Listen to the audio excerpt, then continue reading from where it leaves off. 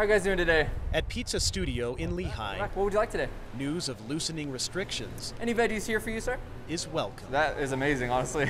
It's been a year since this place was full. We used to have like 9 tables in the lobby. Now we have 4, plus this bar we used to have set up that we can't use anymore because it's too close to the serving line. But now bars and restaurants in Utah County can fully open. And do you guys want to dine in? Tables can be closer together, Excellent.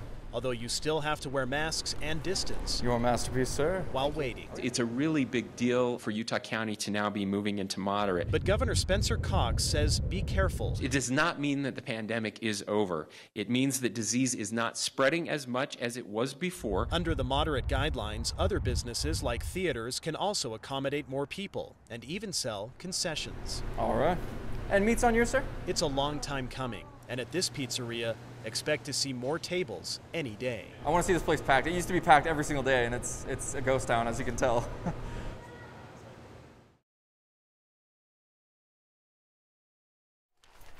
Melanie Taylor runs the principal pantry at Copper Hills High School. We have some tents that we've actually had to give students that have been sleeping outside. She left the corporate world to come help here. This is the best job I've ever had. She says kids come to the pantry on a daily basis. I've had 4 just this morning, and I would say 10 to 15 students a week. And they're pretty fond of her, coming up with a nickname. Grizzly Mama. She says the teachers help to identify the students in need. So they send them down to us, and we get them taken care of. She says students are welcome to stock up before the break. They can also, like I said, they can call me. I can meet them over here. I don't mind. I tease them all the time. You might get my slippers and a hat on my head, but I will come over and help you. The Jordan Education Foundation fills these pantries. Steve Hall, the director, says breaks and long weekends can be tough. We know there are a lot of kids that they would much rather stay at school because they get fed. He says the schools can't provide the daily breakfast and lunch over the break because the schools are closed. We're asking our schools, what help do you need? Can we provide enough food that the kids are taken care of over the break? He says the demand is greater this time of year, but so is the help. Like these parents who raised around $10,000 in just a few days, donating 140 food kits, 100 hygiene kits, and coats, caps, and gloves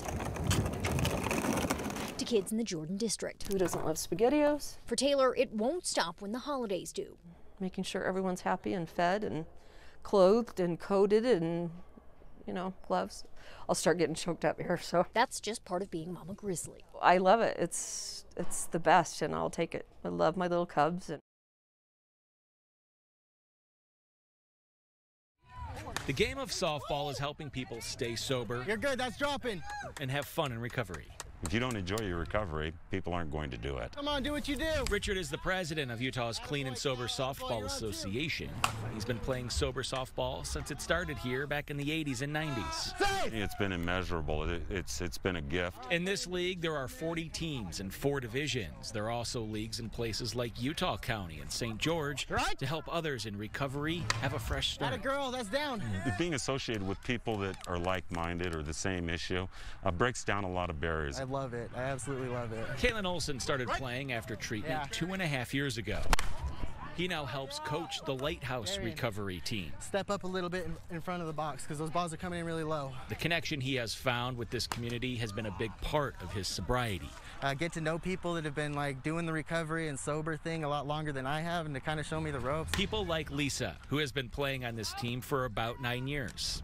There's a special connection that we form on our team, and it goes beyond the softball field. She says team sports like this mirror recovery. Once we take that individual personal step, then we become a team. And you never have to do this recovery alone. Which Richard says is exactly the point. It doesn't matter what you see on the scoreboard. Whether we win or lose is not the point. There you go, nice crack. It's about cheering each other on. The support that I've seen other people give each other is just, it gives me hope for the world.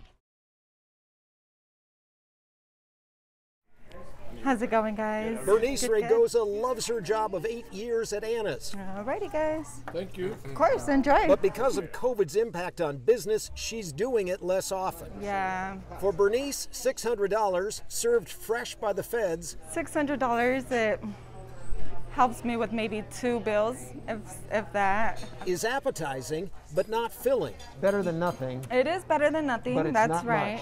much. But they could be better. It could be better.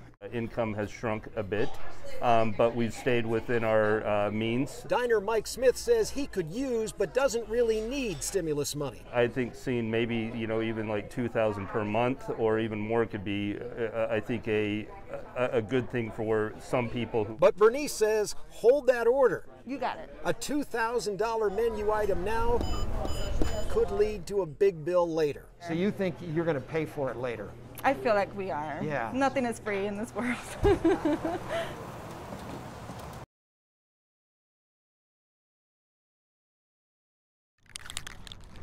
It really gives me a lot of hope to see that regardless of your race or background, to see people standing up for people of color who have been mistreated or oppressed or just not given the same opportunities that others are afforded simply because of the color of their skin. So it's really cool to see people unifying behind this.